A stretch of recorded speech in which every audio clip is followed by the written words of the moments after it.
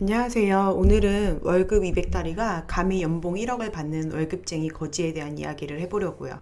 어떻게 큰돈을 그렇게 따박따박 받는데 수중에 돈 한 푼 없거나 오히려 대출투성이인지 What? 이유가 무엇인지 파헤쳐 보았어요. 제목이 자칫 자극적일 수 있는데 양해 부탁드려요. 제 주변에 연봉 1억 가까이 받는 고소득자들이 꽤나 있어요. 자영업자, 사업자를 제외하고 월급을 저렇게 고소득으로 올리는 사람은 소득 구간으로 따지면 대한민국 상위 10% 안에 드는 사람들이고 굉장히 성공한 사람에 속하죠. 그 직업을 가지기 위해서 공부를 잘했고 똑똑하고 성실하게 노력해온 사람일 확률이 크겠죠? 그래서 월급 200달러 받던 저로서는 저런 사람들이 매우 부러웠습니다. 물론 세금이 그만큼 많이 떼이기 때문에 실수령액으로 따지면 450에서 600 정도를 받는데요. 저하고 2배 차이가 넘기 때문에 두세 배 빠르게 돈을 모을 수 있어요. 그래서 자산을 축적하는 시간 차이가 어마어마하고 생각했기 때문에 완전한 파이어족을 꿈꾸는 저로서는 많이 부러워했습니다. 하지만 이렇게 고액 연봉자 중에서는 의외로 거지, 수중에 돈 한 푼 없는 사람들이 많이 있었어요. 지인분의 딸인데 대형 성형외과 상담 일을 하세요. 월 500 정도 실수령을 한다고 하네요.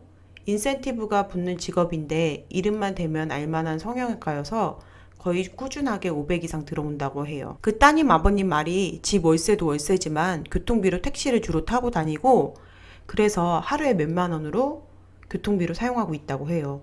품위 유지비도 많이 쓴다고 하네요. 부모님이나 친척들 챙긴다고 고급 과일 선물 같은 것도 많이 하더라고요. 딸 자랑을 하면서 하시는 말씀이 직장 생활을 한지 꽤 되었는데 보증금도 없어서 친척 고모가 빌려줬다고 하더라고요. 자기 딸이 돈 관리를 못한다고 씁쓸해 하셨어요. 그리고 다른 사람이 한 명 더 있는데 모임에서 알게 된 저의 지인이에요. 이 지인의 경우 남편분이 고액 연봉자예요. 근데 모임 때마다 휘황찬란한 명품으로 도배하고 모임에 매우 자주 나오고 나와서도 스스럼 없이 돈을 쓰더라고요.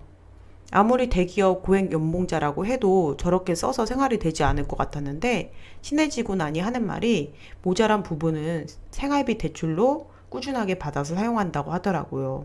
저의 가족 중에도 저런 사람이 있답니다. 어쨌든 쭉 지켜보니 고수독인데 그에 비해 모은 돈이 없거나 오히려 마이너스까지 쓰고 있는 사람들의 특징을 보니까 공통점을 발견했어요. 첫 번째, 돈 관리를 못해요.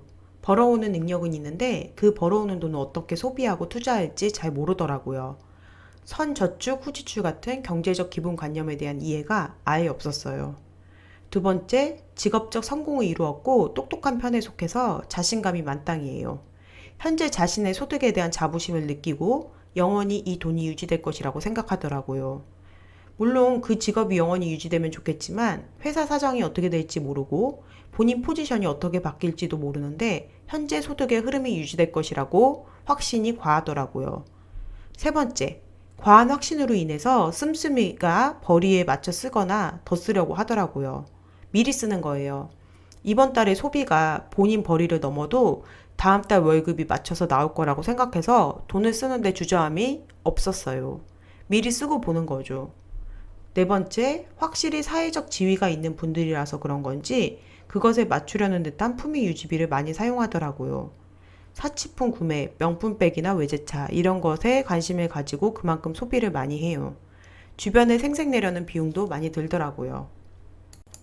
결국 월급쟁이에 한해서 월급쟁이 같은 경우는 자기 월급 관리가 안 되면 몇 년 혹은 평생을 노력해서 직장 생활을 힘들게 해도 남는 것이 없어요. 거의 자신의 에너지와 시간을 낭비한 거죠. 이럴 경우 만약 회사 사정이 나빠져서 인원 감축에 들어가거나 연봉 삭감, 원치 않는 부서로 좌천됐을 때 미래에 대한 대비가 없기 때문에 할 수 있는 게 없어요. 회사를 나오고 싶어도 나올 수가 없게 되거나 더 좋은 직종으로 이직할 수 있는 준비 시간도 벌 수 없게 되는 거죠.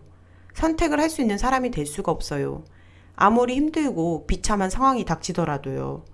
결국 많이 버는 것도 중요하지만 얼마만큼 내가 돈 관리를 잘하느냐에 따라서 이것이 내 미래를 좌우해요. 소비를 통제하고 적절한 투자를 하는 돈 관리 기술 정말 중요해요. 1000만 원을 벌어서 1100을 쓰느냐, 200을 벌어도 150씩 저금하느냐, 서로 다른 미래가 펼쳐지겠죠? 자기가 번 돈을 어떻게 쓰든지, 얼마만큼 쓰든지, 그것은 본인의 마음이지만 평생 월급쟁이 하는 평범한 사람들이 수중에 아무것도 건지지 못하고 결국 나이만 먹어서 비참한 노후를 맞는 경우가 생각보다 많아서 그런 걸 보면서 안타깝더라고요. 영상을 시청해주신 분들이라면 오늘 한 번쯤 위 사례를 들어보고 자신의 월급 관리는 제대로 되고 있는지, 노후 준비는 어떻게 되어가고 있는지 한 번쯤 금전 관리를 다시 해보는 기회가 되셨으면 좋겠다는 마음으로 영상을 만들어 보았습니다.